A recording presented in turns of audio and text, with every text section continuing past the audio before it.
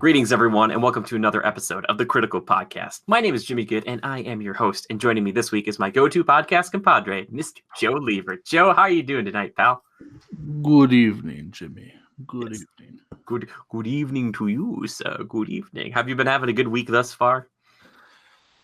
I've been having an excellent week, Jimmy. It is officially hump day, and we're getting through it. So just power through. You got to power through.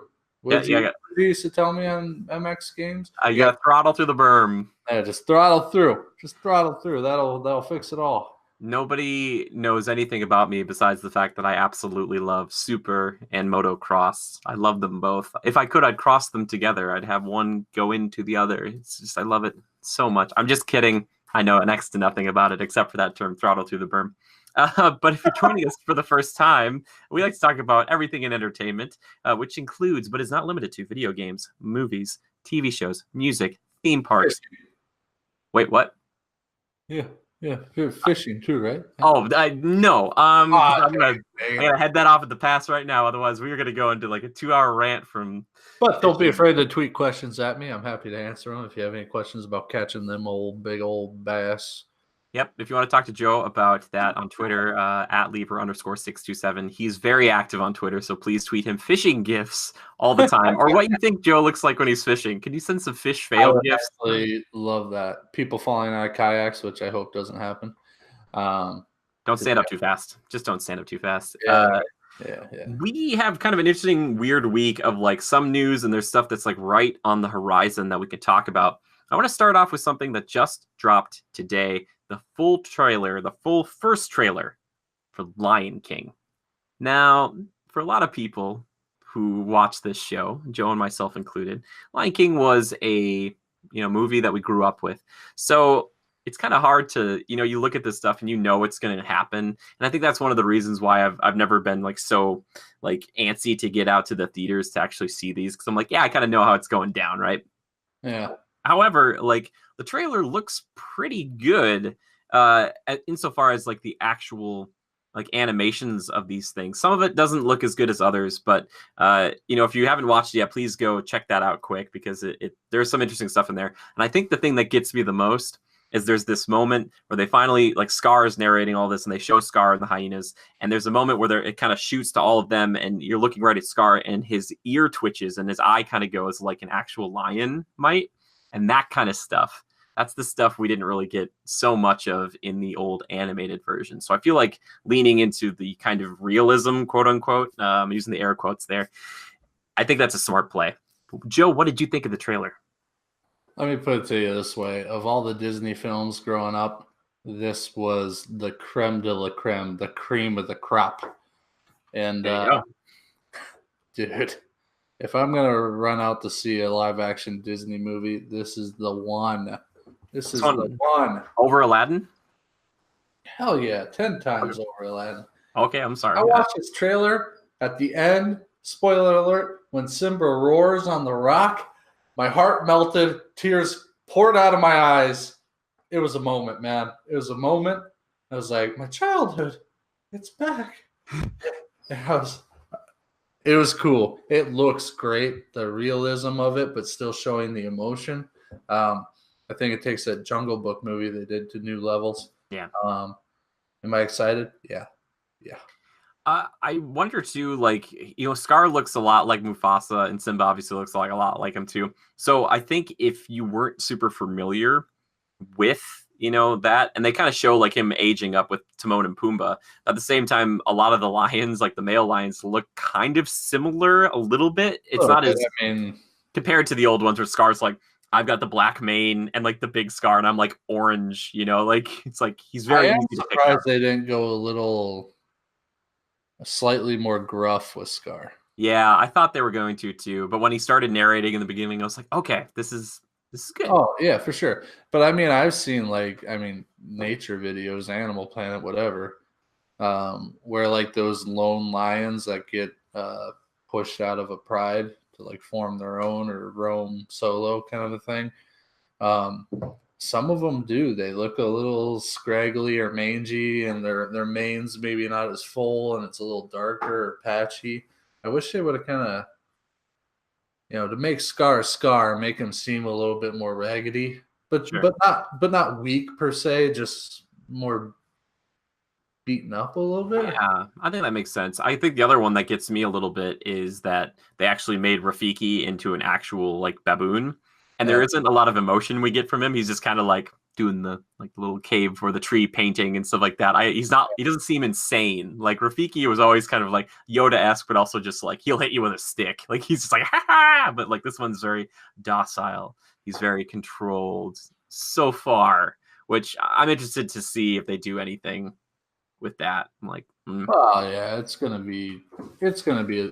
differ a little bit from the animated one for sure, just because it is real, right? So I guess, but they're still doing the songs, I think. And I heard it at the very end. I think he's gonna be okay, but I just don't like that Seth Rogen is Pumbaa. I'm just gonna be like, oh, so Pumbaa is off like token before his scenes or whatever. Like, I don't know. Just like there's that weird gruff like stoner guy that I'll always be thinking about in the I back mean, of my mind. if you really think about, okay, so I'm just kind of tuning back into the trailer just to take a quick look at it to kind of refresh my thoughts. And I take back what I said about Scar. He looks the part. They Okay. did a good job designing him. The hyenas, man, awesome. Some of the female lionesses when they were moving looked a little weird to me. Maybe that I'm crazy, but there's some of them that I shouldn't say female lioness. That's redundant. Just the lionesses, but I still think it looks really good. I'm worried about some of the voice acting, and we've seen just a little bit in action. Like of them actually talking. It's like I want some more of that. I want to know how this is really going to play. Like I want to see Zazu talking with Simba. Like I want to see how that all is going to go down. Like yeah, man, I don't know. This movie is going to make so much money. When I just at the end of the trailer, I'm like, yep, it's going to make a ton of money, over $1 billion at least. I It's can't see it going gotta. anywhere. It Yeah, will. It has to, for sure. As I'm watching it again, there are moments where I can't tell it's CG, man, at yeah, all. they're getting there. Like, there's a few brief things I think that they still need just a smidge of work, but like it's all the little like details of how they move and how they react to the environment that you're like, wow, it kind of like Shere Khan in Jungle Book. I remember him being just such a striking like tiger, and I was like, oh my gosh, that's kind of what I get from Scar too. I'm like, they did a really good job on the face with that. I'm like, that's Dude, really good. it's pretty epic looking. Like I'm like, wow. Like in the beginning where they show the wasteland area where Scar and the hyenas are, dude. I wonder if showing emotion is hard too, because like you look back at, Bill Murray and Christopher Walken in Jungle Book, and they kind of did something with their faces to kind of put them in there with Yeah, like their likeness is almost a in the little face. bit, but like Yeah, now we've got like these two kind of scared, like you see Nala and Simba in the elephant graveyard, and there's not too much emotion on their faces because they're just like little like lion cubs. So I sure. wonder if that was a challenge, trying to say like how much emotion can we put in their actual eyes and their face and their nose and all of that. I wonder how that's going to translate. Like Yeah.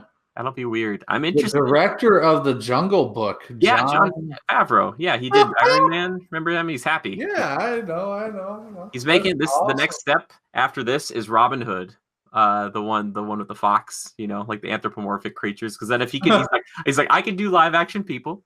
I can do basically live action. Well, they're CGI, like realistic looking animals.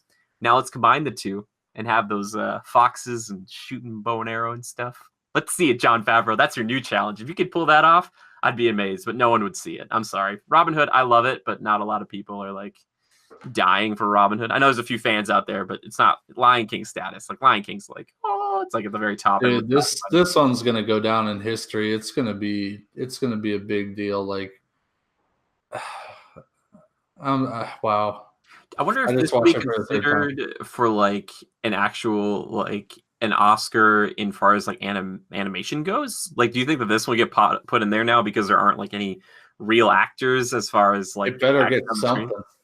Yeah, I think it's going to be cool. But again, I guess so. Like you're going to go see it no matter what. I don't know if I'll run out and see it right away because I know what to expect with it. I'm just going to expect. I do too, but it's the whole nostalgia effect. Like it capitalizes on that, number one. Second off, yeah, you know the story you're gonna get. It's a tried and true. Like it gets you. It's well done.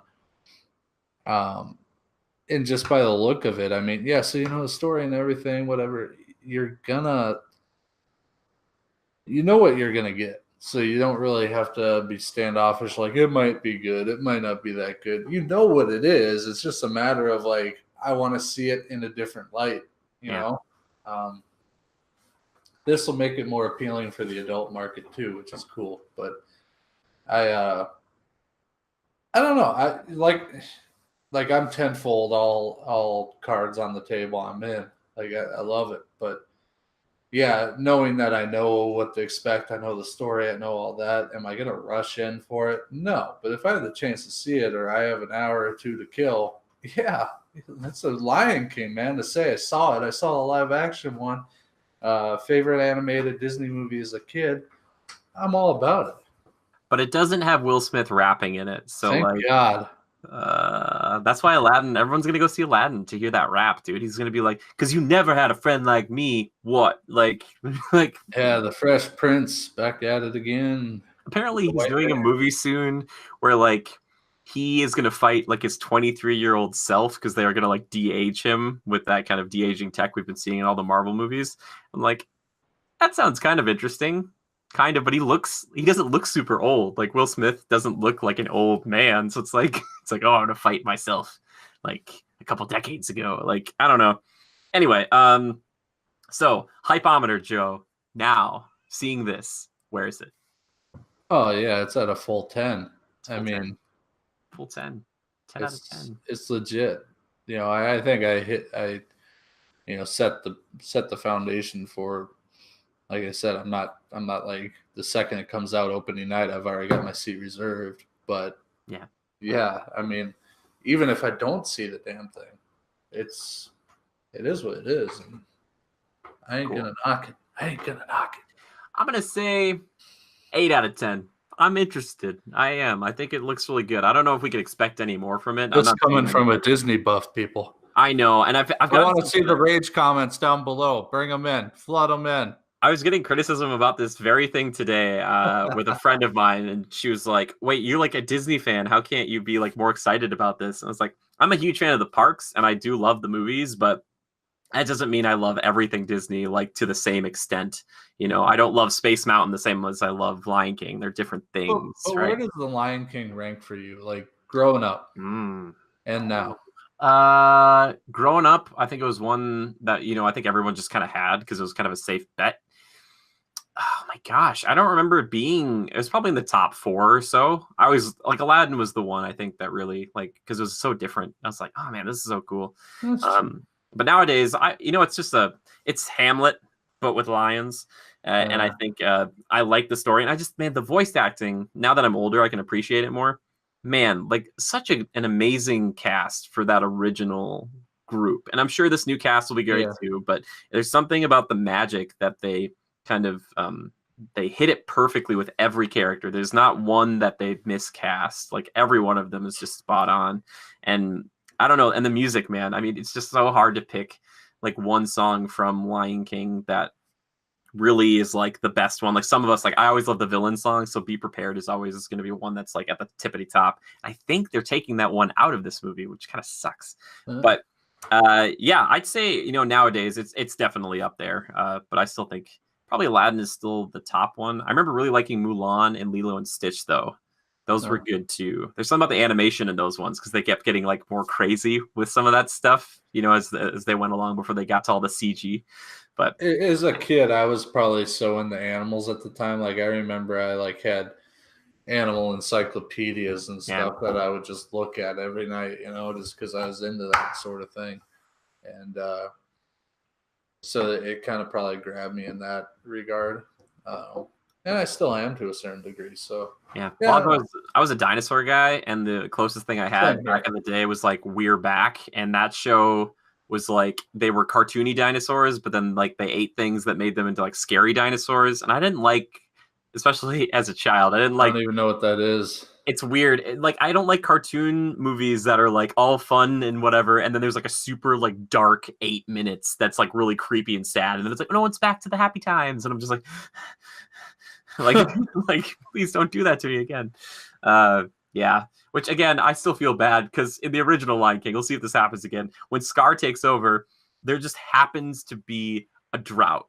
Like everyone thinks that it's because he's screwed up. It's just a Yeah. drought. Like it just happened at the wrong time. It's not like he like took over and he's like, you know what? No more water. Like it's like, yeah, man. So good, dude. No, for sure he did it. He Okay. had his hyenas build a dam, and Yeah, he's like, yes, quick, quick. They'll never have any water. Those Cape Buffalo are out of here. Yeah, but yeah, 8 out of 10. That's still pretty high. Like for me, I'm trying to think of what a 10 out of 10 would be. Probably the Deathstroke movie. If they made it, I'd be like, I'm a 10 out of 10, yeah. baby. I'd be like, Do I really call it a hypometer? I guess my hypometer is more like an 8, but the way I feel about it is probably a 10. Like yeah, I just like in your heart. like in my heart, it's like, man, what a cool thing. Like, Yeah. it doesn't hold the same gravity or weight as the is like Beauty and the Beast or Oh, dude, that's another one. That and Hunchback of Notre Dame. I've always jokingly been like, oh, how the French, because here in America, like apparently Americans hate the French and the French hate the Americans. But Beauty and the Beast, growing up, that was another one that I loved. But I think it's just because the design of the Beast makes him one of my favorite characters out of almost anything. Because I'm just like, you like listen to how they talk about how they built him. He's like a gorilla, a lion, a gargoyle, like all smashed into this like amazing creature. And just watching him move and how scary he could be, but then also for super sure. sweet is like, I love you, Beast. Like, ooh. But yeah, Hunchback though. That's a fun film. That's a fun film for the whole family. He's like, either I get to be with Esmeralda or I'm going to burn down the entirety of Paris. It's like, okay. All right. That's the goal. Okay. Yeah. Good times. Anyway, Joe, let's move on to another Disney property. Your absolute favorite one. Yes, we are talking about Star Wars. Now, I'm bringing this up because it's kind of a joke. Joe's not necessarily a big Star Wars fan at all. But nonsense. I love when Darth Vader slaughtered all those people on that ship in the last one. One or whatever. To be honest though, Joe, out of anything Star Wars, I think that's my favorite thing too. I was like in the theaters, I almost stood up and started going like, yeah, like I was like, kill them, kill them all. Yeah, it's funny. My family actually bought me, and I don't know why I love this sort of thing, but they bought me for Christmas like this old like Star Wars propaganda like art, like these artists kind of put Star Wars propaganda together. There's something so funny and kind of world building about that. I just love the whole like the Empire needs you, and I'm trying to think of like the universe, like if you lived in it and you just saw a poster, like maybe I'll join the Empire. I guess if Darth Vader can't do it alone, like it's like he's the poster boy, and you're like I'll join.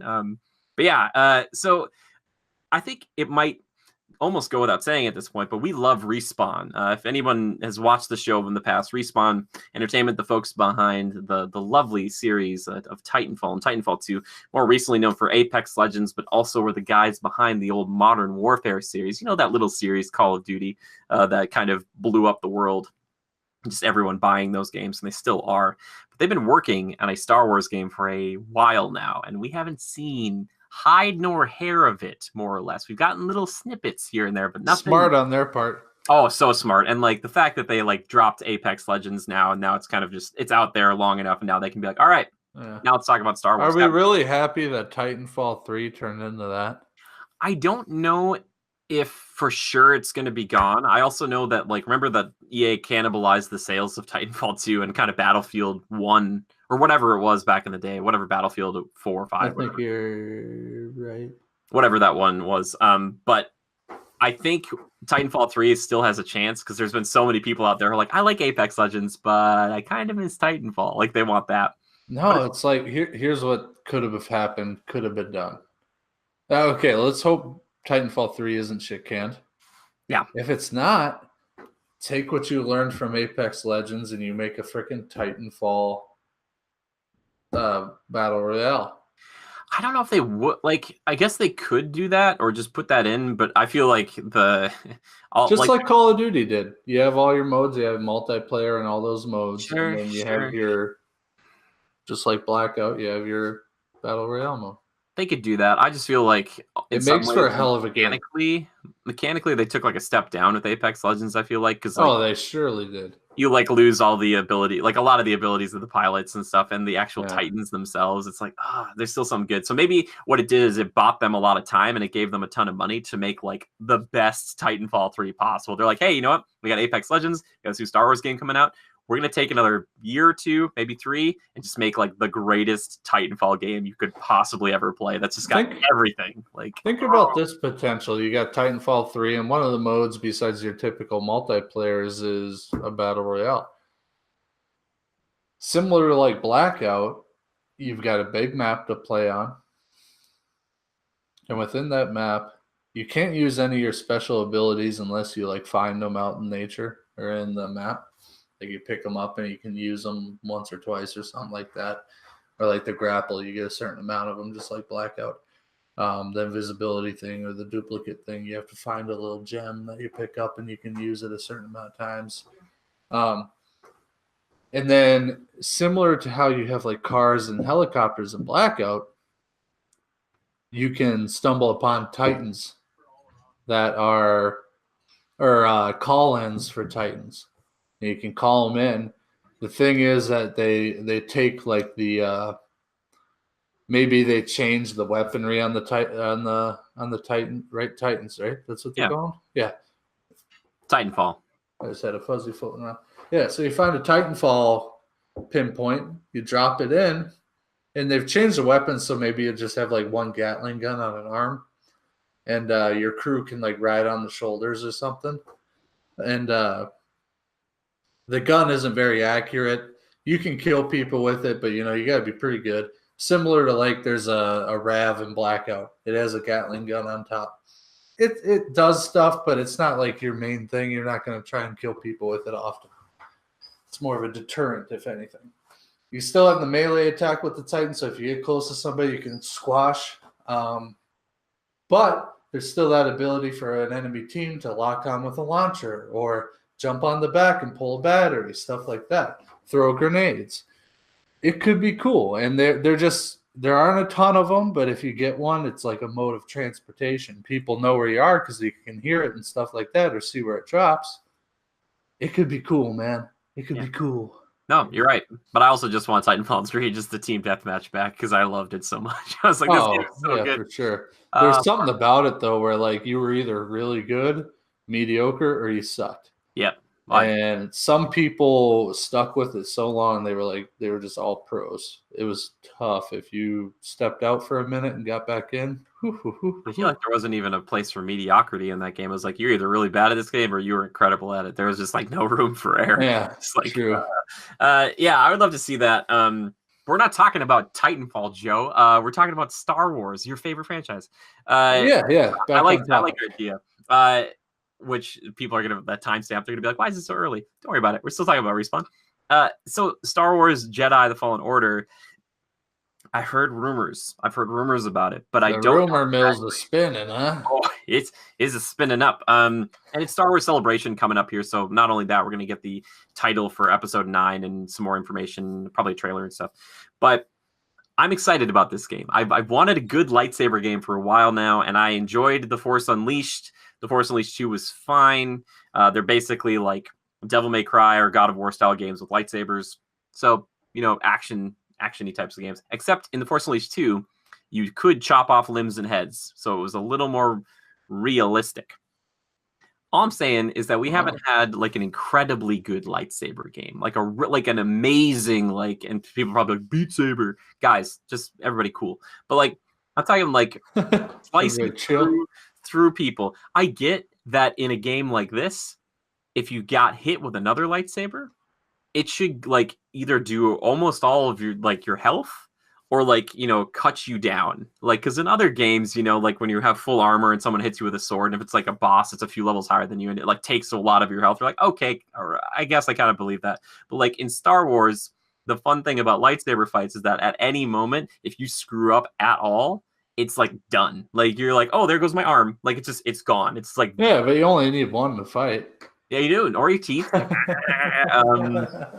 would be incredible. I hope episode 9 ends in a armless fight where they both just holding him in their mouths. You're like, oh. That's what I'm hoping for. I would love that. But Joe, for you, like, would you want this to be first person, third person, like with a lightsaber? If you could choose perspective. Third person for me. I Yeah. think you get a better effect and more theatrical. Yeah, when you're flipping it around, it's kind of hard if it's in first person because it kind of would pass. Yeah, it just waves in front of the camera.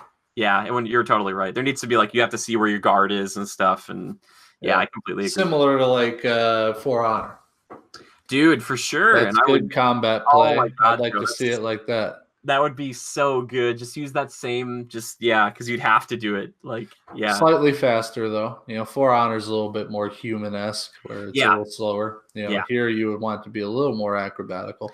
Well, that, and there's actually like, oh man, is there seven or eight? I think there's 7 different lightsaber forms or kind of styles. And it would be so cool if you got to pick and choose or kind of switch on the fly, depending on who you were fighting. If you could kind of like, the first time you fought a boss, you're like, oh man, they're using form 7 or form 6, and you're like, okay, I didn't realize that the first few times. Let me switch my form to this so it's a little more defensive or be more aggressive or acrobatic, like you said, to kind of get through their guard and stuff. Like that would be really cool. Like, oh man, and also like let's get crazy with the customization on the lightsaber. Not only the color, but I mean, you really gotta let me customize the actual handle, the hilts, and maybe my outfit.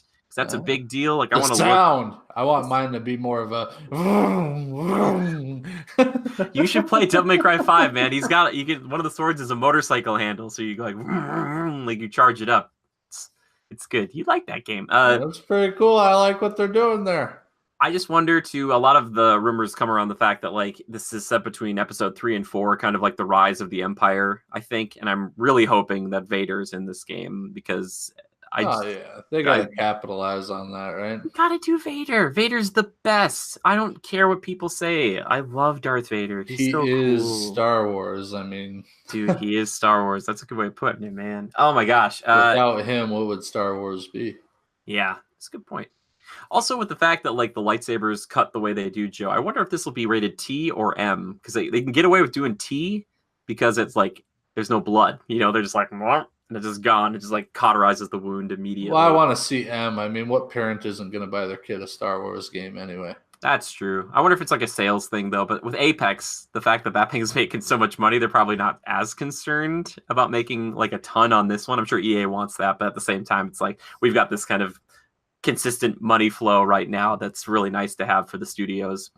Yeah.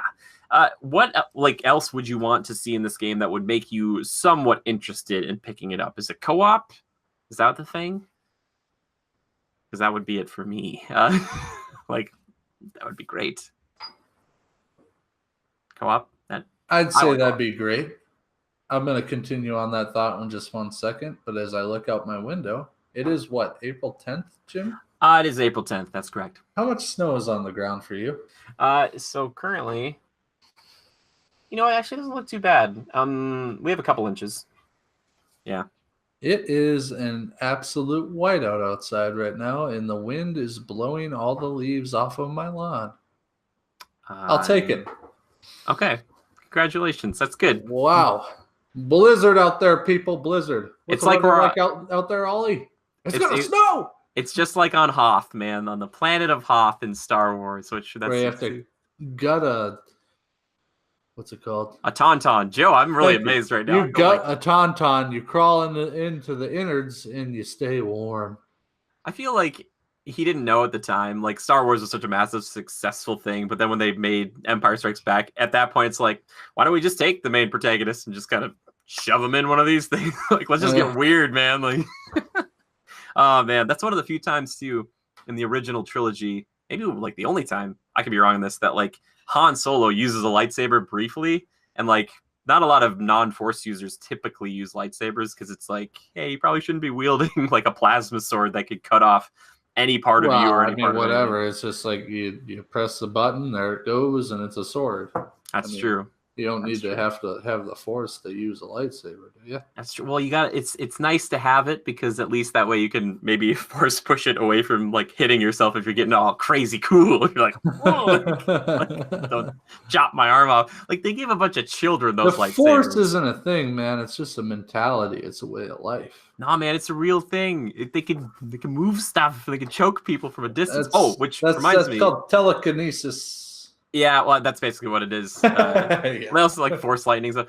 I want a ton of force powers in this game too. Like I really want. Like I wonder if they'll do. And they used to do this, Joe, in the past. Like, and I'll say this: Jedi Academy. I know there's some of those older PC games that people say that are pretty good lightsaber games, but a lot of those fights were like you just swing your lightsaber and just kind of attack people. Like, Yeah, just like. create a barrier in front of yourself and wipe them all. But in those games, they had some cool force powers. One of them I liked. It was like a force choke, but it was different. It wasn't exactly that. You pick them up and it would like kind of crush their innards. So they would kind of pick them they would like that. I want some stuff like that. Give me a ton of force options. And then I guess I wonder if it's Jedi Fallen Order, if they're going to give us like that kind of old school, like binary, like you can be the good guy or you can be the bad guy. But if you're a bad guy, you get these powers. You get good guy, you get these powers. Would you want to see that? Or do you want to see it just be like, nope, you're a Jedi. You get these moves and they're really, really good. You know, I know what you're going to No, pick. But depending on your character selection, no, I'd like to see like the villainous powers be a little more brutal. yeah, I hope they give us that option because I always like playing like, or it would be kind of Maybe fun. it's a little bit different of a move style wise, but it's just a little more mean per se. Yep. But the good side, you still feel good about it. Like, oh, I'm the good team again, and all my Jedi powers are lame. I want to be the Empire.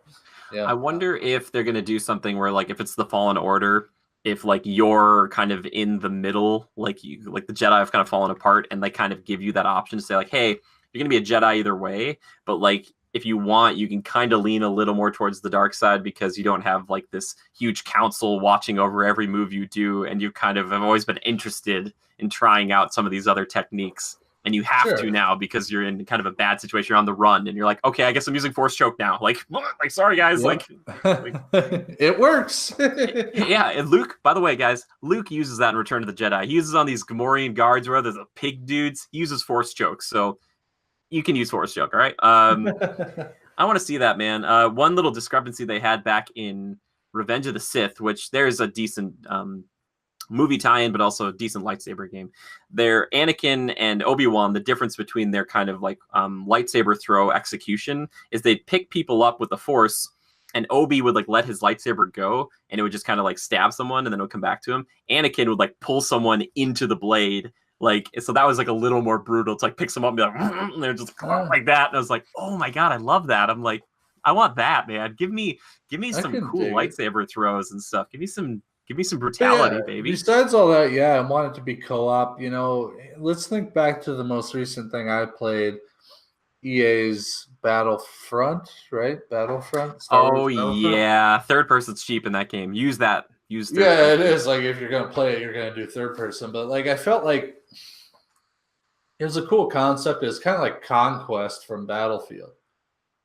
I kind of liked it, but then at the same time, I was really annoyed with like I would get shot across the map and I couldn't do anything about it. And then it's like, I gotta respawn. It kind of got a little annoying after a while.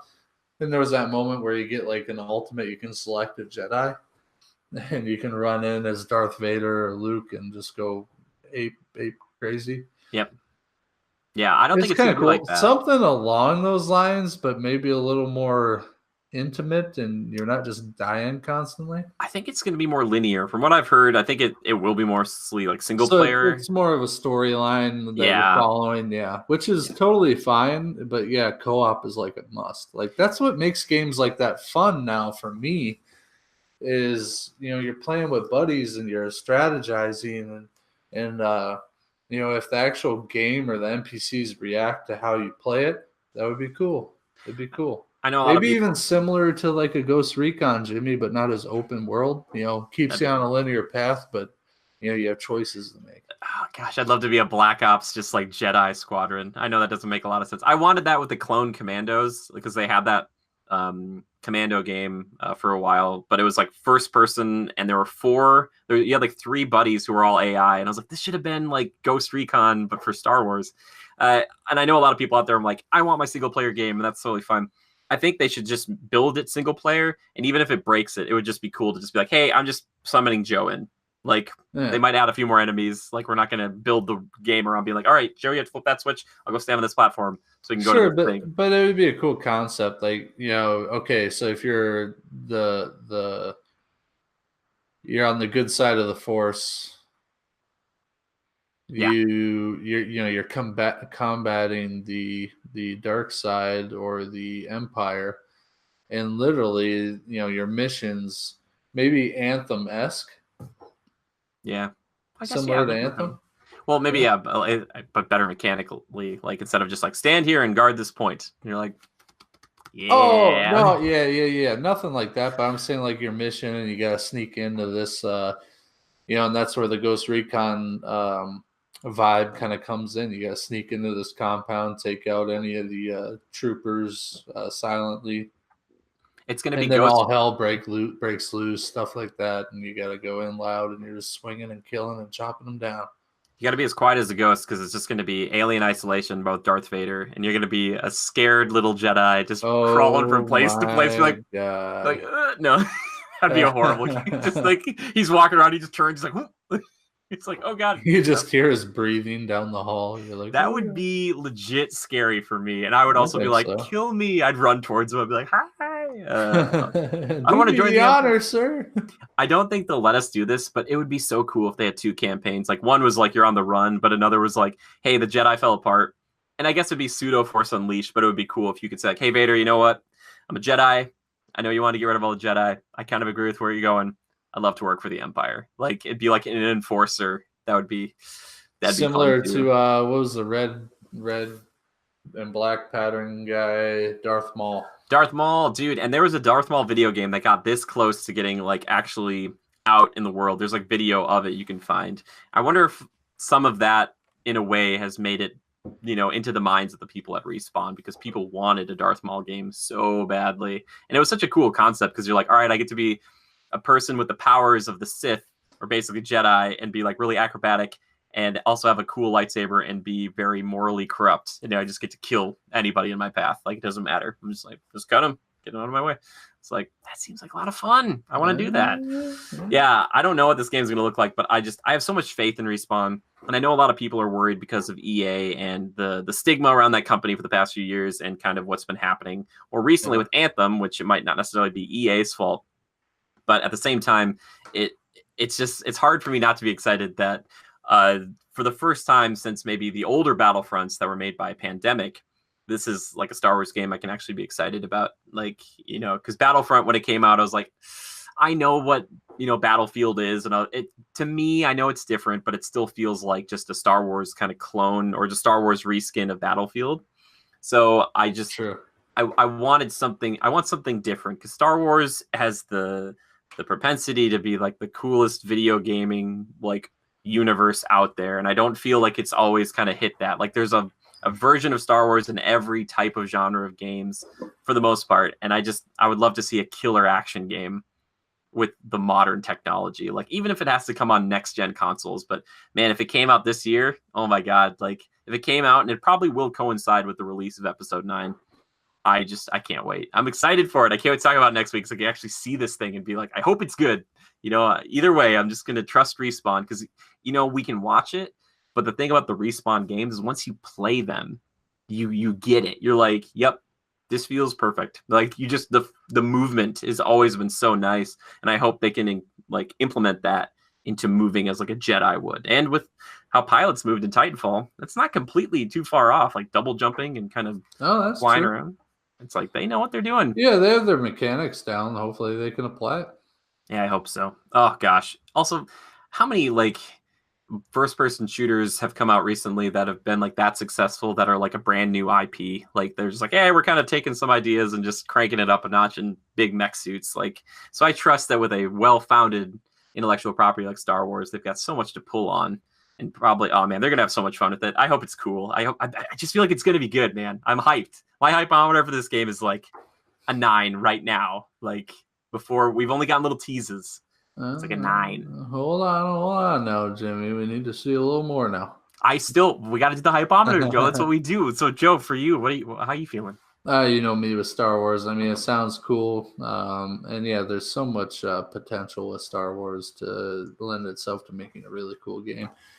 I give it a 6.5, 7. Okay, 6.5, 7. You know, if there's co-op in there, and if it's appealing enough, and if it looks good, which I'm sure it will, I might be all about it. I just, as long as it's got legs, I want it to have some longevity. Yeah. Like for instance, Anthem. The second I hit level cap and I did some stuff, I was like, you know what? Until they add in more strongholds, I don't know. Well, that's the thing. I don't know if it's going to, because like it might be more of replaying it again and again if it's like a single player kind of linear thing. So, and it might not appeal to someone like you who also isn't as huge a fan of Star Wars, because I think they're banking on that, like people who want to have a game with a lightsaber. Yeah.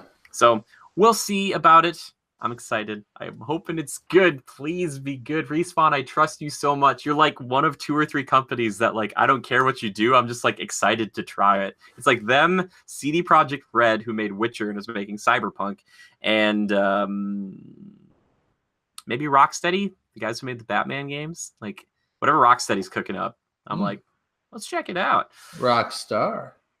No, I like Rockstar, and they obviously have such a high like bar for their caliber of games, and I always enjoy them, you know, but at the same time, like I don't like yearn for Red Dead or Grand Theft Auto, you know. I'm not like, oh my gosh, like I want to go back. Like I was like, man, that was a really cool experience. Moving on. But when I think of Witcher, I'm like, man, I kind of want more Witcher in my life. I'm like, oh, it's so cool. Yeah.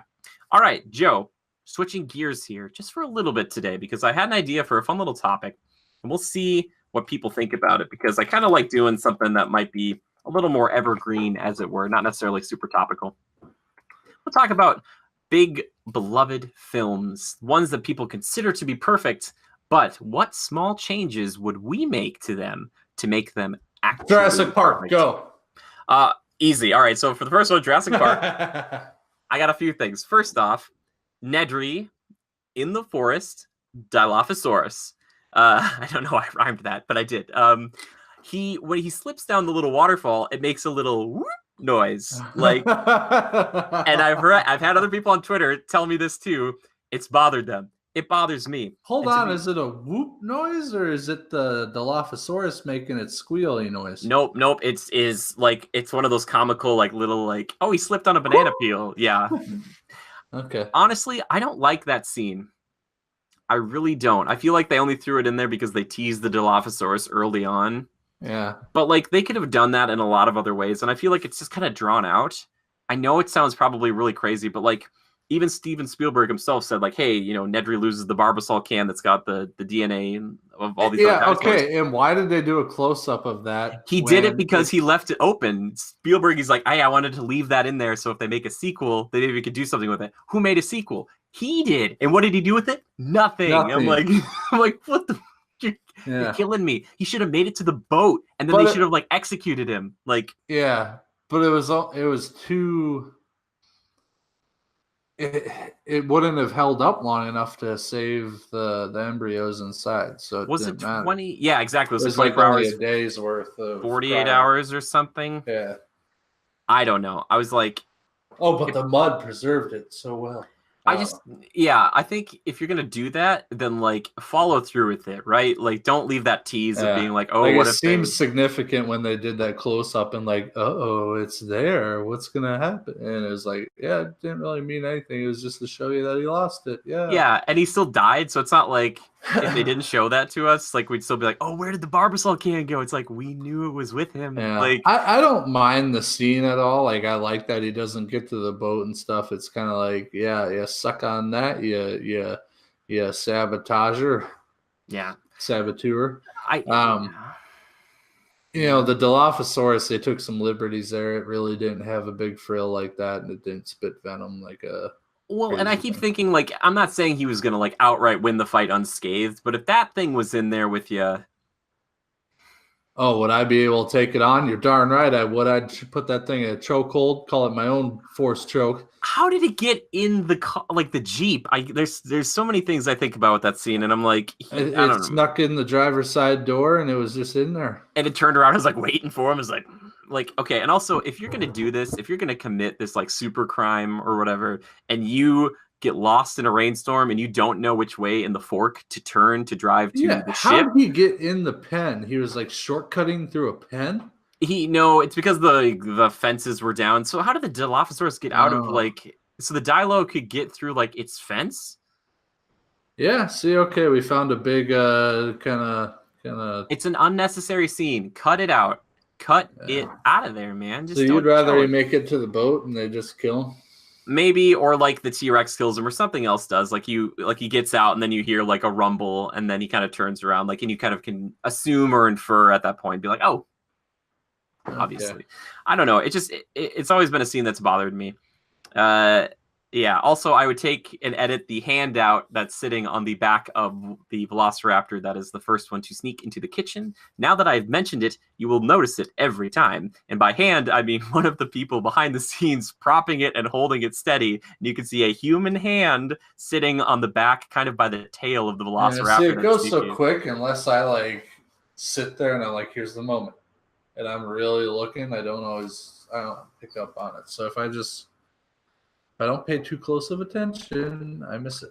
Also, how did Samuel Jackson's arm like get up in that pipe? Like, I know they killed him, but like, how did it get up in the pipes when Laura Dern backs into it, like Ellie Sattler, like falls on her? Yeah, I know that's a big deal. It's kind of weird. I always thought I didn't even know that was him. I know because they like say his name, and you're like, I think that's the guy. Like, Yeah, because I forgot that he went to go reset things before that. Um, but you know why that happened, don't you? Because they filmed that in Hawaii, and Sam Jackson was supposed to fly out to shoot his death scene. And there was a major storm, tropical storm over there or something. He couldn't fly there, so they ended up just using prosthetics to infer his death. dang. Otherwise, it actually would have been a thing in the movie where he dies. I think I would have done it differently and just shown like the glasses or something, like with a cigarette that was still smoking, like landed on the ground somewhere. I'd have been like, there it is. Remember that guy who smoked and wore glasses? He's not here anymore. I'd be like, oh, all right then. I'm not trying to pick apart one of my favorite films of all time. That's not the point of this. There's some details that you could fix and make it better. Yeah. That's what I'm saying. The one that I thought of right away when I came up with this topic, though, Joe, and it's one that will bother me to the end of time. Everybody loves The Dark Knight. They think it's like a perfect film. You're wrong. You are so wrong. How dare you? Maggie Gyllenhaal is not Katie Holmes, all right? And I get it. Christian Bale didn't like Katie Holmes or whatever it was, but I don't care because when they keep referring to her as Rachel, and we all know continuity-wise that she's a completely different person, and she even acts kind of differently, why not just make her somebody else? Like at that point, I'm just like, you're killing me. The same thing is happening in the DCEU right now, right? Kind of, but apparently more recently they said so they're rebooting Suicide Squad, but they're actually not, and Idris Elba is not going to play Deadshot. I was like, you guys are backpedaling on this so hard. Yeah. It sounds like Amanda Waller and Rick Flag, the same actors, will be returning to play those roles again. I'm like, it's like Viola Davis and other guy. Yeah, just call it dead now, all right? Yeah, but anyways, that's one thing I'd change to. I don't know if I'd put Katie Holmes in there, or I just don't know if you need like the damsel in distress for Joker. You know what I mean? Like, I almost feel like you could have taken anybody and thrown him out that window. I'm just saying. I don't know. I'm sorry. Anyway, Joe, do you have a film that is completely beloved that you'd make a change to? Okay, I wouldn't call it completely beloved, but it's the only thing that really came to mind right away. Thor Ragnarok. I want to like it so much. I love Thor. I like the Hulk. I want to like it. Here are some things they could have done to make guys like me that like the Marvel Universe like it. Take yourself more seriously, assholes. Perfect. Here we go. Like, I don't mind a little comedy mixed in a movie, especially a Marvel movie, when it's appropriate. I don't want you to take the Hulk presumably the most powerful thing in all the universe. Well, until Avengers: Infinity War came out. Presumably one of the most badass superpowers in all the world, the universe, whatever. And you turn him into a 5-year-old child cracking jokes and laughing and acting like a dumb oaf. It took a character that I took very seriously, and the only thing I ever think of is when he's like, "That's the thing about me, Cap. I'm always angry." And he turns around and goes green, and he slams down the nose of that giant worm thing. Oh my God. They took that character and just demolished him from the foundation up and turned him into a freaking piece of a joke, like a mockery. They made a mockery of him. I don't like it, man. It ruined the Hulk for me. Now when he comes back, I'm going to be like, what are you? You going to crack a joke too, asshole? No. Yeah. Sorry, I'm not keeping it PG. I'm passionate about it. I wanted to love that movie. I love Thor. Probably my favorite Marvel hero. That was a half burp as I breathed. Breathed out. Beautiful. Thank you. That's good. how upset I am. Excuse me, audience. Jimmy. Excuse me. I guess the thing that also makes it bad is that in Infinity War, like, he gets messed up, and then he's also kind of like a baby, and then they kind of make jokes about Banner being impotent. Like, yeah, I'll get back to that in a second. That'll be my next one. Sorry about that. You ruined that for me. Sorry about that, everybody. But anywho, I think I would treat Thor Ragnarok as a much more. I think it would be a beloved movie for me if it wouldn't have been so comical. I mean, it's a planet's being blown up, a population decimated, and all the gravity of that situation takes a backseat to them making sex jokes in a ship that they're riding out on.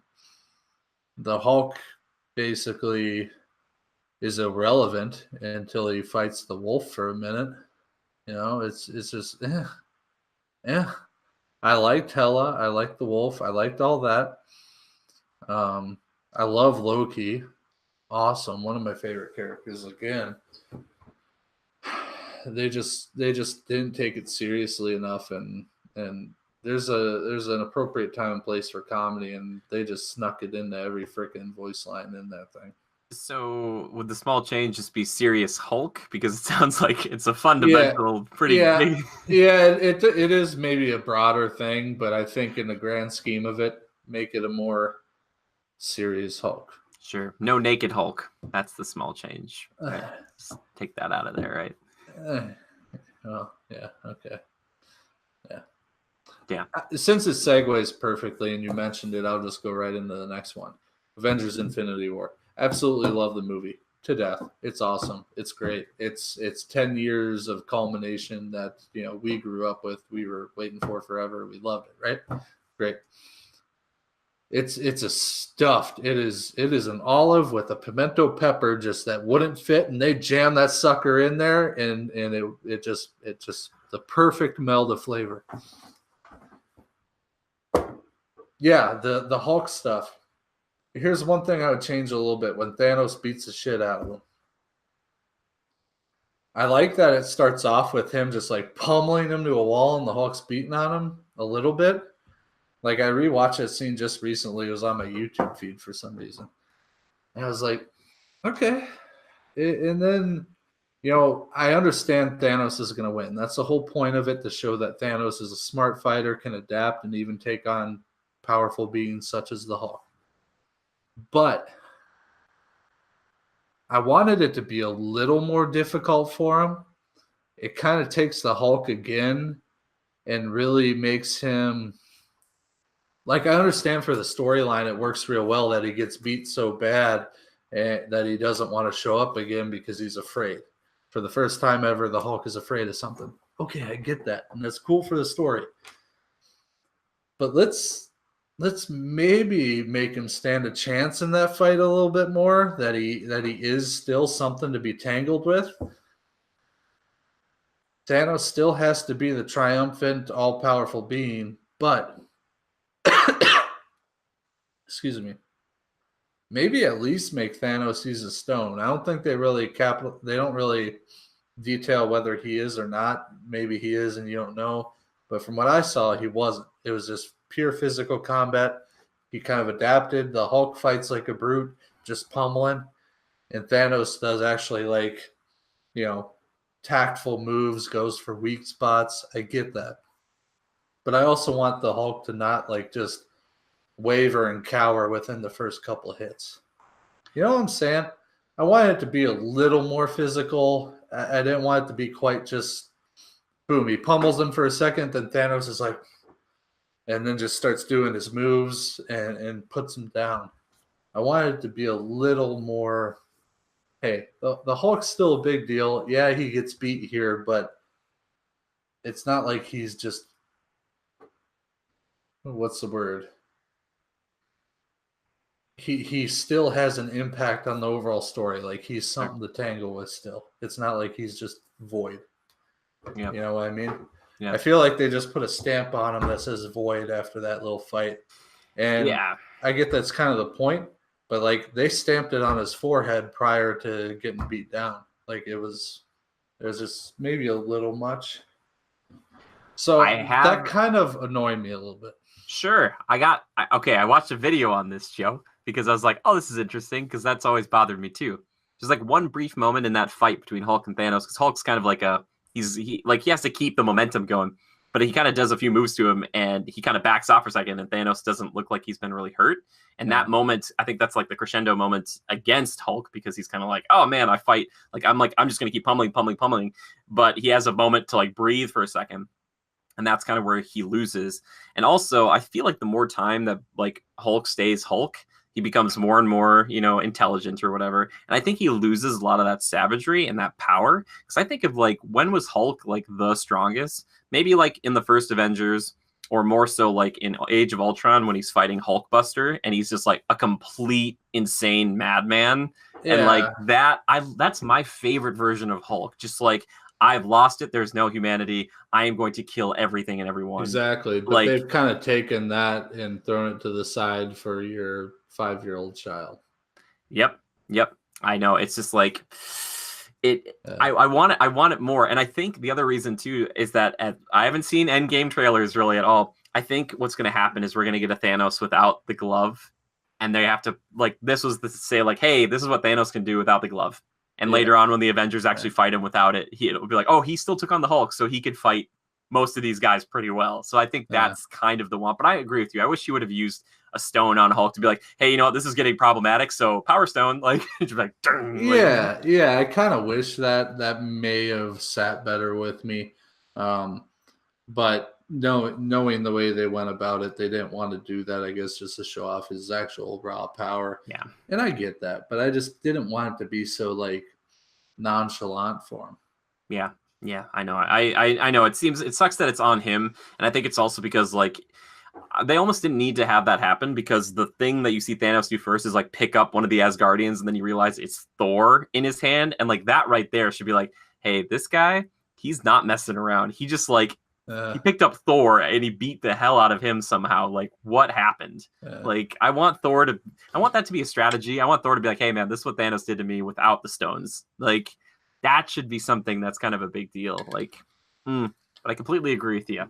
It's kind of weird. And it's also just to hype up that first fight in the movie to be like, hey, this is kind of a big deal. Hulk's just waiting in the, Loki could be like, oh, we have a Hulk, and he can do the whole like, oh, that's fun, nod back to the first Avengers. Because Hulk was just waiting in the wings over here somewhere. Like, oh yeah. I don't know why, like, just silent. He's like, wait for my opportunity. Well, I like to think it was Bruce was in the background way over there. But he wasn't, remember, because he was still Hulk at the end of Thor Ragnarok. He was going to stay Hulk, and he hadn't turned back into Bruce until he gets back to Earth. In Ragnarok, he does turn back into Bruce for a bit, but then he turns back into Hulk to fight Fenrir, and, Yeah. He's all wackadoo. Like, he screams a lot now. Banner didn't scream a lot. Like the floating head in Avengers Infinity War. Oh, God. Good pick, man. That's a good one. I like it. Yeah, all centered around Hulk, both Ragnarok and Infinity War. But that's what sucks is 2 movies, one that I really want to like, but they just, there's maybe a more broad reason why I don't like it that needs to be fixed, less specific. Yeah. And for that reason, it's not beloved to me. But I think with that change and that character alone would have made it beloved. Yeah. With Infinity War, clearly I love it. It's just, they're still promoting that whole Hulk is like null and void. He doesn't really apply anymore because he sucks. And it's like, what the hell? Yeah, it is annoying. It is frustrating, especially I'm a big fan of the Hulk, so it's been hard because, and I think I've looked at this, he hasn't personally won any one fight in all of the movies. Yeah, he killed that giant worm thingy. But a one-on-one, I guess you could be like, oh, he beat Loki, but like that's not like a victory. And the only way he beats Thor in Ragnarok is because Thor apparently is susceptible to a taser put on his neck, which you'd think the god of thunder and lightning wouldn't be susceptible to a taser thing. I don't know. A little electricity just puts me down. This frustrates me because, like, I've said this before and I'll say it again. There's only one thing Hulk does. Hulk wins. Like, Hulk fights. He's the strongest. Like, that's his shtick.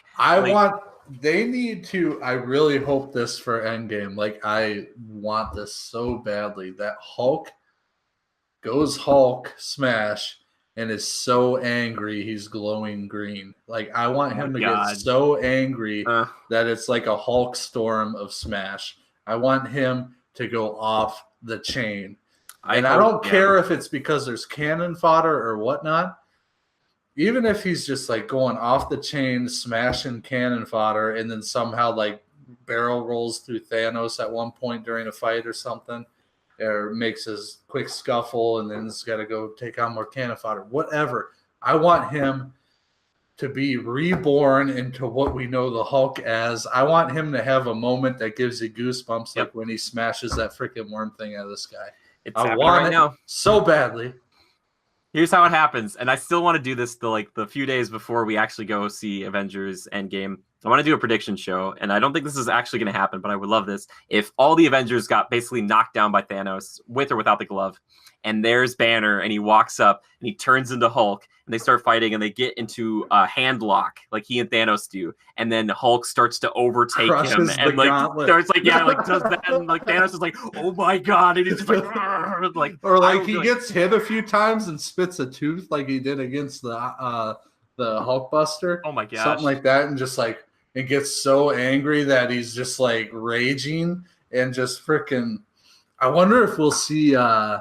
Because does he ever take on a form where there's the Red Hulk, which is the bad version of him, but it's not Thunderbolt him. Ross. That's a different guy. Yeah. But is there a world where the Hulk like jumps up a tier?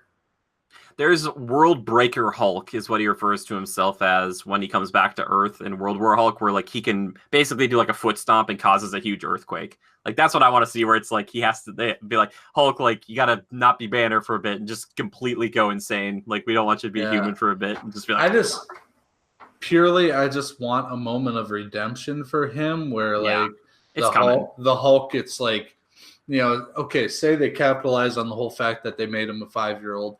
Now he's been inside Banner's mind, hasn't shown himself for a while because he's been afraid.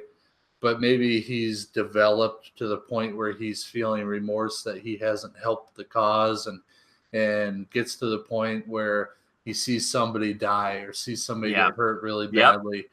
And he just like rages out, and Banner doesn't even like mean to it. He just goes green and freaking roars, and in a moment of redemption where he just pummels the shit out of somebody. Okay, before he pummels the shit out of somebody, engages, gets beat up a little bit, spits a tooth, and just freaking and just goes nuts.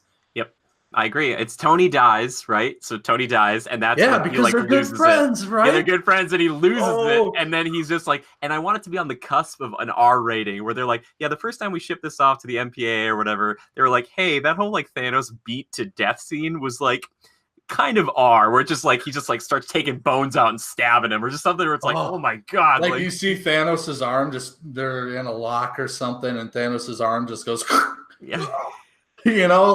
I mean, we've already saw it. He can get cut, he can bleed. The Stormbreaker cuts into him. Yeah. If that can happen, you can break him.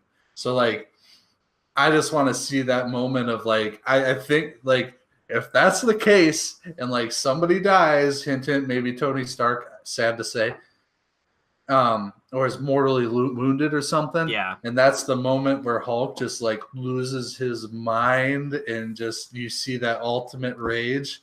Which have we ever really seen ultimate rage? That'd be great. That'd be good. Oh, Black Widow dies. I thought about that, but they won't kill her. They won't kill her, and I don't think they won't. Why? They're doing. I don't know if it's going to be that prequel movie, but even if it is a prequel, I don't know if they would kill her because everyone's kind of expecting it to be either Cap or Tony or both. And I think if you kill Tony, there's so much more of like a connection I think everyone has with that relationship between the two because they've had that friendship that's been built up over these movies. Scientists and that and whatnot. But... Whereas kind of the forced like romance that they have. I don't know that it's forced, but sure. It's I mean, like, but you think back to the first Avengers and she like can't be around him because she's terrified of him. She draws a gun on him in their first meeting. And I'm like, do you know who you went to go see? Like, do you know this guy? Like, if you shot him, it would it'll spit like, the bullet back out. But anyway, yeah, exactly. It's cool that it goes from that to, you know, a romantic type relationship, which I think it would be cool, man. I'm fine with that. There is no romance in this besides like Tony and Potts. Yeah, that's like true. I would. Well, and Scarlet Witch and Vision, which I don't really care so much about. Yeah, I feel like that's forced more than anything. But we need Betty Ross, man. We need Ross's daughter because that's such a great weird like. It's not a triangle, but like the whole like the worst case scenario. So you're like this protective army dad and your daughter falls in love with this crazy scientist guy who's also like this horrible terror in the world. And they haven't introduced Betty Ross to this world. So there's kind of like they made Black Widow do that because she had nothing else to do in Ultron. It was like, hey, you got to do something. So why don't you do that? It's like, oh man. So, but you got to think about the motive. One of those two. Yeah, I think so. Really hurt. One way or another. Yeah. Which also, if Black Widow is going to go try to punch Thanos, I'm not saying she shouldn't. Let's not get into that. We know she doesn't really bring much to the table. And Hawkeye, I love him too, but like Hawkeye gets it. Like he's staying back. Like he's hopefully not going to change his bow into a staff and like smack Thanos in the shin. Thanos would be like, "This is adorable." You'd be like, oh, I don't know what you're trying to like. Give them all Iron Man suits. I know it would be boring. But like, please, Tony, think about your other teammates. They're people just like you. Like, just like how many of these have you made and nobody else can have one? I would give this movie a straight 10 out of 10 if Black Widow did her leg lock, like neck flip, and she was spinning around Thanos and he didn't move. And she was doing like that thing she takes guys down with, but he was just like standing there and just like, woohoo! And then she jumped off. She's like, that's all. That's what I got. I got nothing else. I'm just saying, what will make Avengers Endgame a beloved film for me is a redemption moment for the Hulk. That's a future part to this segment. Yeah, that's a future feature to this segment. Boom. Yep. I have some Captain Marvel predictions too, which I think I'd rather have her do some damage to Thanos, and I think she's gonna get one amazing hit in. People are gonna be like, "Oh my god," because she's gonna hit him really hard. People are gonna be like, "Oh my god, she's that strong." Be like, "Yeah, she's the Superman of this world." But anyway, that's the segment. What small change would we make to beloved films? I'm sure there are plenty more. We only went through three. We went through three or four-ish, kind of. Are there any others, Jimmy? Any you can think of? Any of your beloved, like Mission Impossible? Jacques. What would you change? Yes. Anything? Ghost Protocol. There is a weird subplot where like Ethan has to talk to some like his friend from the Russian prison, and his friend has got like a cousin and like who's like a weapons arm dealer that has like nothing to do with the movie. I'd cut that out. Like, and I love Ghost Protocol, but upon rewatching it, I still think Rogue Nation, like Ghost Protocol's got that amazing, the Burj Khalifa on the building scene. Like that sequence is great. And that movie's so much fun, but Rogue Nation and now Fallout, I feel like are just superior films. And man, those movies just keep getting better, man. And like when I look at Fallout, if I had to pick something that I didn't like in that or change it, I guess the beginning dream sequence, like Ethan has like two dream sequences in this movie. And the first one, it's kind of a little cheesy, but man, it's hard. It's hard to pick anything out of those movies. And he actually got rid of there's a crazy scene that was like because they didn't think it was good for the movie. You actually see it in the trailers. They're swinging over that big rave at that big party, like after they parachuted down there. They took that whole sequence out, and it's like a moment where like it's Ethan and Henry Cavill's character were like together, and they're like swinging above all of this, and they're almost falling to their death. And it's like, oh man, they took that out. I'm like, put that back in. Like, I'm like, put in more of the action scenes, please. I've liked all the Mission Impossible movies. I don't know which one it is, but the one where they have the motorcycle beach fight. Yeah, do you not like that? I don't like that. I know. Like, I'm all for like the insane action and the like unbelievable feats of human physicality, like superhuman almost. How could he do that? It's almost an impossible situation. But I mean, the practicality of that fight is a little It's insane. and it's also kind of like, what's the word? I want to say hokey, but it like goes for that badass feel. But to me, it's like, John Woo. Great, you're doing wheelies back and forth. Good job. John Woo, who directed that, was kind of known for his gunplay movies and stuff like that. And there's a moment too at the very end where the two motorcycles collide and the two guys jump at each other, and they collide like this, but then they do another shot of them like falling towards the beach, and I'm like, I don't think that's like like how that. But even though that's a little over the top, I watched a really good video. You guys check this guy out. Patrick H. Willems, I think his name is, and he talked about who Ethan Hunt's character is, and he said it basically just mirrors Tom Cruise throughout the years. He's like, the first one is Tom Cruise as a young actor. He's a hotshot, which Ethan Hunt is, and then in the early 2000s, he's was it late 1990s or something like that, but in Mission Impossible 2 he's like an unstoppable god, because in that movie there's like nothing that can stop him. He's got like the black jacket and the glasses, and like he's just like killing everybody. And then in 3, around the time that he met Katie Holmes, he wanted to be considered a family man. That's when they introduced his wife into the franchise. And now 4, 5, and 6 have shown his trajectory of kind of like breaking up with his wife. Doesn't have his wife anymore. In 4, but it was Katie Holmes at one point, so now it's a different woman. No, it was Katie Holmes in real life, but then in the movies it was like yeah, right. Kind of a comparison point. But now it's like he's kind of proving, he's like, hey, if the world thinks I'm insane, then Ethan Hunt will also be insane. Like, you know, like, because Ethan Hunt's kind of a crazy person when you really think about it. Like, he just won't stop, and I love that about him. But yeah, Mission Impossible 2, that part gets weird, but I do love that end sequence before he goes to fight, like with the motorcycles. He's driving around and he does that front wheelie, and he goes in front of that car and he turns and he shoots that car in the gas tank, which might not actually work that way, but that moment, and he's just killing people left and right. You can shoot a car in a gas tank, it won't explode.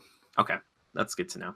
I just love that. And that's where I got that quote that I was saying the other night, where he impersonates the bad guy's best friend, and and he switches basically roles or spots with him. And so the bad guy's beating up what he doesn't know to be his best friend. And he's like, I believe you broke his jaw. Like, and he like he messes that dude up. Like, you know, he's got his best friend's finger off with a cigar cutter too. I think he does that as well. The bad guy in that movie, who was going to be Wolverine, I mean, he chose Mission Impossible, which is fine. I kind of want to go back and watch that one. I don't like Mission Impossible 1, fun fact. There's some good moments in it. I'm not a huge fan of it. It's kind of weird. A lot of weird angles. It's kind of strange. Yeah. But yeah, in Fallout, I guess it'd be maybe the intro sequence thing. It's fine. I don't know. That movie's just so... This is how good Mission Impossible was. If it weren't for Infinity War last year, I think Mission Impossible was the best film of last year. It is so tight. It is so good. Good God, that movie. And like just the insanity. And one person pointed this out recently in a video. When Ethan gets into the helicopter and he doesn't know exactly how to fly a helicopter, like that's just pure acting, because like Tom Cruise, thousands of hours to learn how to fly a helicopter. And it's just like, all right, Tom, get in there and pretend like you don't know what you're doing. And it's like, where's the thing to the throttle? Like, it's just like, it's cool though that he like pushes it to the limits to his. God, he always does. And he just to entertain people. I'm like, you know what? I respect what I mean is like the helicopter, he pushes it to the limits. Oh, I mean, for sure. Not only like the ending crash stuff is CGI, but the rest of it, that's a real freaking helicopter. It looks awesome. Yeah, and the helicopter pilots are saying, they're like, yeah, we're doing stuff that you hasn't really been done too much with helicopters, especially on film. They're like, we're doing some maneuvers, and we can't appreciate it as much because we're like, oh, they're helicopters. Only the Red Bull chopper does the flips and the crazy stuff like we're doing. In the trailer, though, they do show a scene of him flying a helicopter straight into a semi-truck that is not in the movie. Yeah, and the whole time leading up to that film, I'm like, I don't know how he gets out of that. That thing's gonna hit him. Like, it's gonna be fine. We're just with the power of editing, it just never happened. But when you got out of that movie, you didn't think, oh, they took out that moment. You're just like, that movie was insane. Yeah, good movie, man. I was looking for it though. I was like, where's that? And that bathroom fight scene, good God. I like that movie so much. I really do. Okay, let's move into this segment of the show, Joe, that I like to call, that you like to call, that we like to call. Hit us with it, Levi. Oh, look, Timekillers? Miss you, Levi. Timekillers. Yes, that's right. It's time to talk about the games we've been playing, the movies we've been watching, and the TV shows we've been doing. Joe, I want to take point on this. Take point, Jimmy. We're playing a little from time to time, and we still haven't beaten the Sam Fisher mission. Ghost Recon Wildlands, for some odd reason, has got its hook back in me. Like, I really want this next game to be announced, but it's still such a fun game. I think there's just something about it. We're not necessarily getting any stronger when we play it. It's just purely fun bonding, and there have been a few times that Joe and I went out and found like 20 or 30 guys for like a mission or whatever, and like we went through it like step by step. Like, you take that guy, I'll take this guy. All right, another guy's coming, take him out. Like, all right, nice shot. Like, just a lot of just communication, just like, okay, just two buddies, just kind of sneaking around doing the work of four people. I just been having a ball with it. I think about it a lot. Like, I'm like, I want to play some Ghost Recon. And that what's the Sam Fisher mission is, I don't want to say it's impossible. Like, I feel like we've gotten close, but when we get into the building and we're with Sam, he's like, you're on security, get to the roof. And that's what we're missing, Jimmy. We got to get up on the roof and not on the same level. I don't know if but I think we have to kind of protect him. And I also think we should probably just bring shotguns. You might be right. Loud shotguns, because we just have people run upstairs and just be there and be like, boom, just like do that. So we've had trouble beating it with 2. I think if we had 3 and if we had 4 especially, I think we'd be okay. But here's the problem I've been having. If it was like a Twitch shooter, like Call of Duty, and I could spin on a dime and shoot people, I'd be fine. But with the third person and the whole, then you sight up on them, it takes time. And you can't turn on a dime either. You can turn, but you can't just flip and shoot that guy. So I have trouble with that. And you can't take a ton of damage in this game. I mean, if they're firing on you, you can't just get a line drive of bullets and expect to live. So it's tough. But, it's so good. Yeah. And I appreciate the difficulty. I'm not mad at it. I appreciate it. It makes me want to play Division 2 a little bit. So I'm like playing it. I'm like, yeah, I can see why. Like, maybe a little bit. Yeah. Maybe eventually. It's on my radar. Yeah, but playing that, finished up Dante's Inferno. Thank God. The end of that game sucks. The rest of it was okay. They had this at the end, Joe. You do these 10 challenges that feel like they should be a separate mode, and like one of them, and it is ridiculous.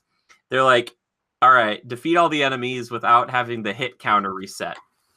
And you would think that means like, hey, if you attack some guys and you don't attack, or if you whiff an attack or whatever, like that means it would reset it. Like if you screwed up on an attack. But no, there's like a second maybe that you get if you're done like with a big attack, that the hit counter will reset. So you have to fight all these guys and like not stop ever. And it was so frustrating. And then the final boss was so annoying. It's 2 parts. The first part was annoying, and then the second part had so much health. And yes, it is a giant naked Satan that you have to fight with all the anatomy. And I'm like, really? Did we need to do this? Like, and that's the guy you're fighting. And it's just, man, it's such a bad way to end the game. Like, oh man. But so there was that. Let's see what else. I was gifted by the lovely Missile Mage. She sent me both Nier Automata and Final Fantasy XII: The Zodiac Age. I'm excited to jump into those. Wow. He also said to send him a little bit of Final Fantasy VIII love, a little shout out to Final Fantasy VIII, a great game, underrated gem. One of the best things about this game, Joe, is they have the gun blade, which is basically you take a gun and a sword and you put it together, kind of. That's amazing, man.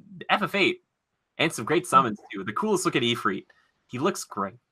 Let's see what else. I've been binging Frasier. I really have. I'm into season 3 now. He's cut his hair, which is good. But man, that show is just easy watching. I like it. I'm keeping up with Superstore and Modern Family, which are both just kind of like there, like I know what to expect. I'm like, yeah, it's pretty good. And I think that's everything for me right now. Joe?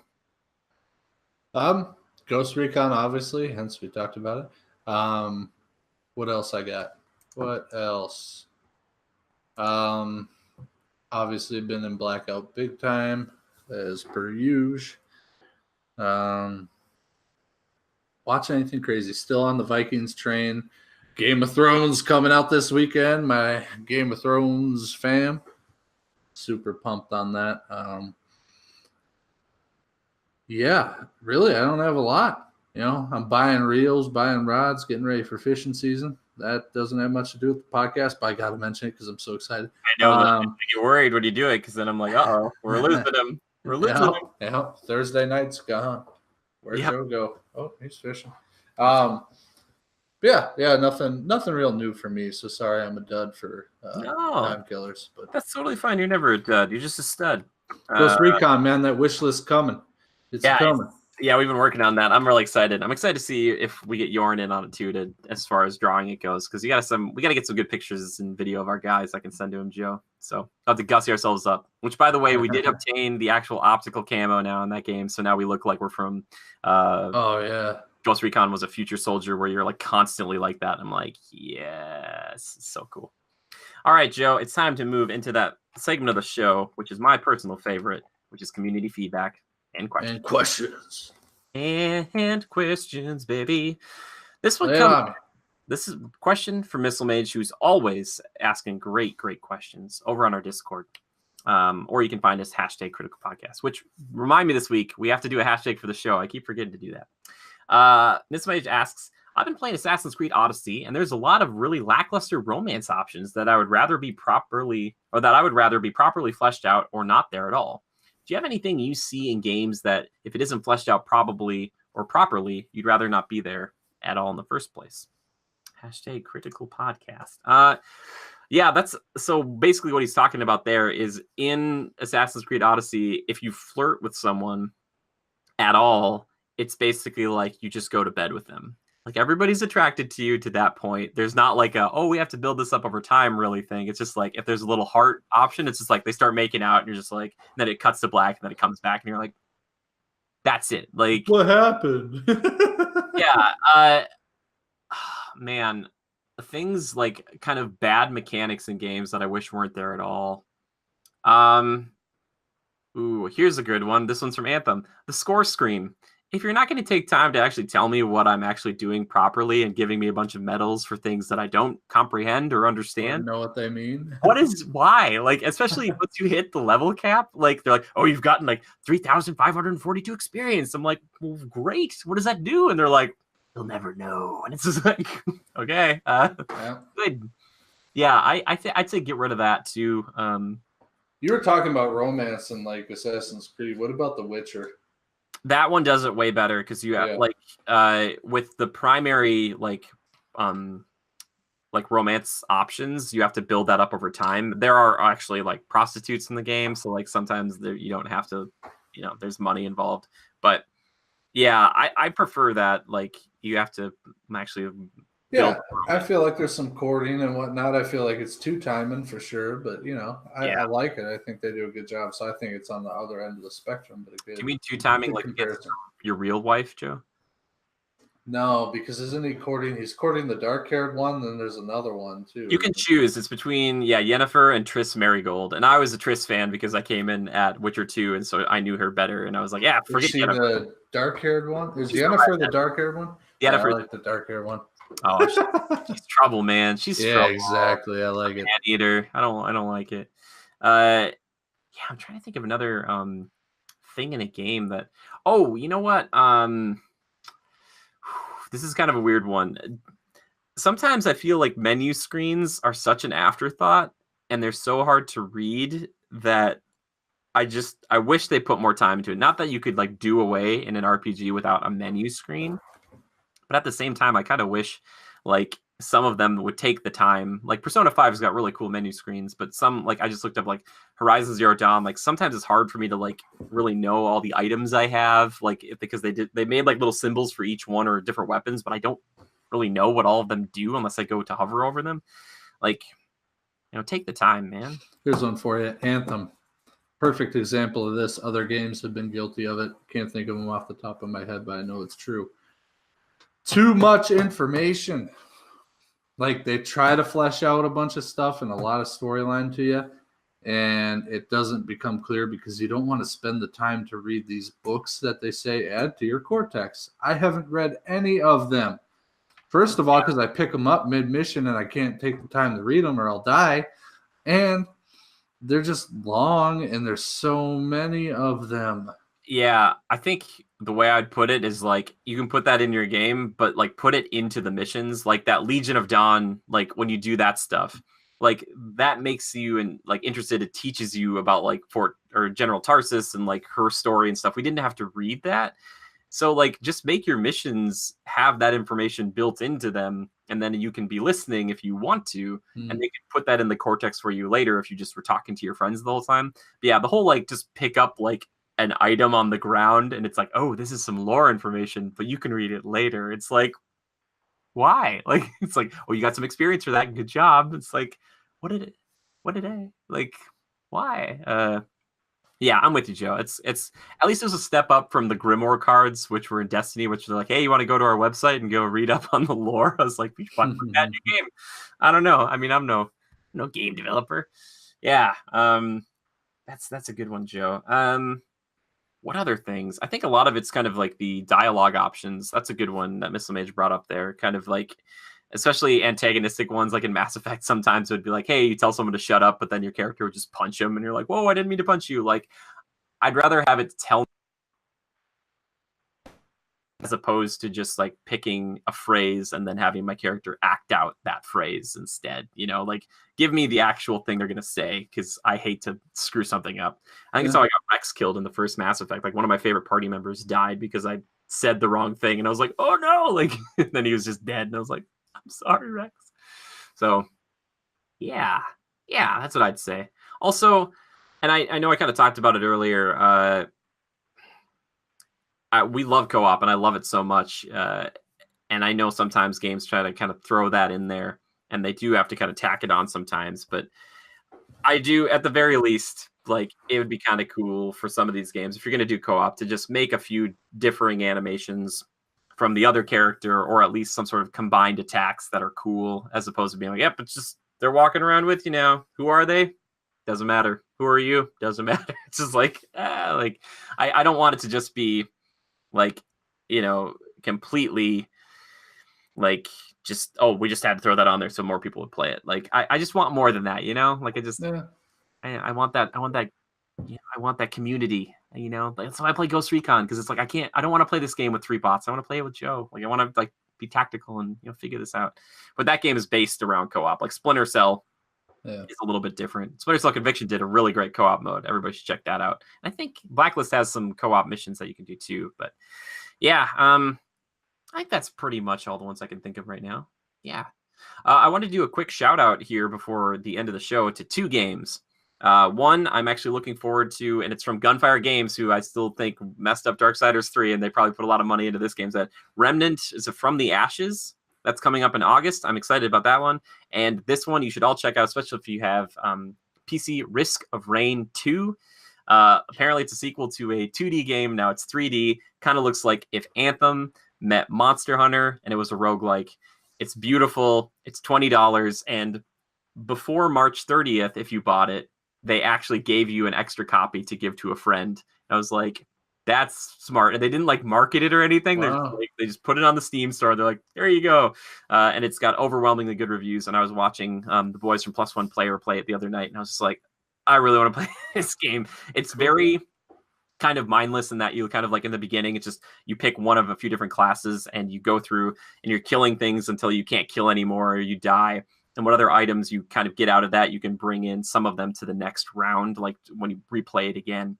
But it gets just to an insane level because like later on you're fighting tons of these things, there's tons of these effects, and you might have like a healing drone on you, and you might have like these like wings that allow you to fly, like in all these other little items that you've picked up and are hanging out with you now along with your abilities and your guns and stuff. It's just like, man, that game, there's a lot going on there, and it's a really striking visual style. It kind of looks like this that MOBA Gigantic, or it's got this kind of like really hyper kind of saturated cell shaded thing going on. Check it out. It looks really cool. I'm hoping it comes to consoles soon because I really want to play it with the boys, and I think it's worth the $20 from what I've seen. Jimmy, what's the zombie game that's been real hyped up for PS4? Oh, that's Days Gone. I think you would like it because it's like a game that's very specific about like the open world, but also like your motorcycle is like a big deal. And that's coming out in a couple of weeks now, but it's been in development for a long time. So I hope it's good. Is that anything you're interested in? You have a PS4, you have the opportunity. Would you ever think about it? I don't know. I think I'd wait for me personally because it's a single player open world game. And the last one I had like that was like Just Cause 4. And I felt the grind on that one a lot. Yeah. I don't know.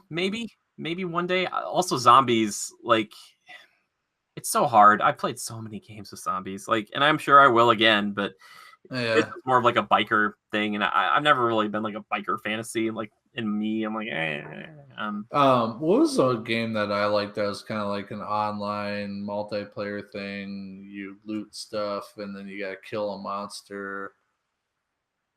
So, like the goal is to kill a monster, but there are other people in the same map that could kill you. Oh, yeah, it was that first-person one. It's coming to Xbox. Oh my gosh.